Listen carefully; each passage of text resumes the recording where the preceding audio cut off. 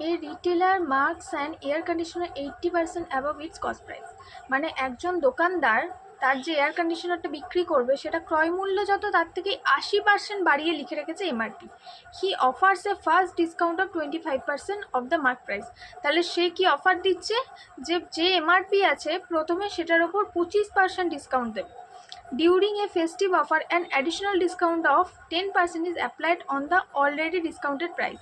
বলছে এর সাথে আর কি করবে, কোনো একটা ফেস্টিভ অফার চলাকালীন এখানে আরও 10% অফার ওর সাথে অ্যাড হবে, ডিসকাউন্টে ওর সাথে অ্যাড হবে।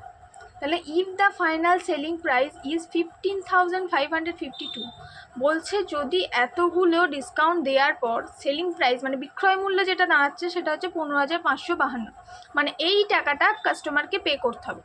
What is the approximate cost price of air conditioner? তাহলে বলছে যে এয়ার কন্ডিশনারটা উনি বিক্রি করছেন সেটা ক্রয় মূল্য কত ছিল, মানে উনি কত টাকা দিয়ে কিনেছেন। তাহলে দেখি 80% বলে দিয়েছে এখানে, কস্ট প্রাইসের থেকে বেশি দাম বাড়িয়ে রেখেছে। তাহলে আমি যদি 100 টাকা কোনো কিছু ক্রয় মূল্য করি মানে কিনি, তাহলে আমি এমআরপি কত রাখবো, 100 থেকে 80 বাড়িয়ে রাখবো। তাহলে 180% মানে 100/100।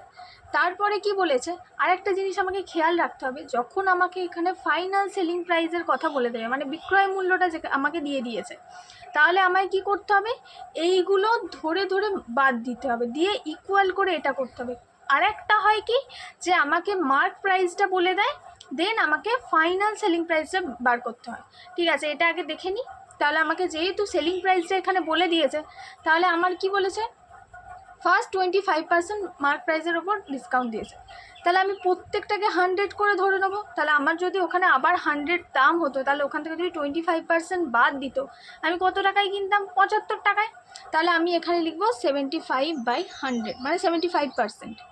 এগেন আর প্রত্যেকটা কিন্তু 100 করে ধরবো। এটা কিন্তু ভুলেও করো না যে আগেরটা 80% আছে বলে ওটা 180 থেকে 25 বাদ দিলাম, বা এখানে 25 আছে বলে ওখান থেকে তোমার পরেরটা বাদ দিলাম, এটা যেন করো না। এই ধরনেরও অঙ্ক আছে, সেগুলোর ওয়ার্ডস বা ইয়েগুলো আলাদা, সেগুলো আমি পরে পরে করিয়ে দেবো।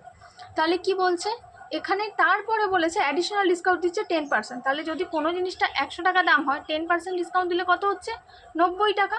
তাহলে 90/100। এই এত কিছু অফার দেওয়ার পর বিক্রয় মূল্যটা কত দাঁড়াচ্ছে, 15,552। মানে এই এত কিছু অফার দেওয়ার পর দামটা আমার দাঁড়াচ্ছে 15,552। ঠিক আছে, তাহলে এবার এখান থেকে ডিরেক্ট আমি কেটে দিতে পারবো। দেখতে পাচ্ছি 25 3 75, 25 4 100। এখানে দুটো জিরো কেটে যাচ্ছে, এই একটা জিরো আছে কেটে যাচ্ছে। তাহলে 9 দিয়ে দেখি, 9 1 কে 9, এখানে 65 মানে 7 9 63, আবার 2 থাকছে মানে 25, 9 2 18, 7 মানে 72, 8 9 72। তাহলে আর কি 3 দিয়ে যাবে, 3 5 15, 2 22, 3 7 21, 18, 3 6 18, তাই তো। তাহলে 18 দিয়ে যদি যায়, এখানে আমি দেখতে পাচ্ছি যে 6 3 18 আর 6 কত হচ্ছে এখানে, 6 3 18 আর এখানে হচ্ছে 6 9 54, 3 আর 6 6 36, 96। তাহলে এটা আবার 3 দিয়ে যাচ্ছে, 3 3 যা 9, 3 2 যা 6।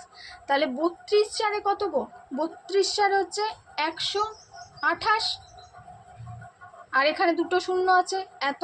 তাহলে আমার কস্ট প্রাইসটা কি দাঁড়ালো, 12,800 টাকা।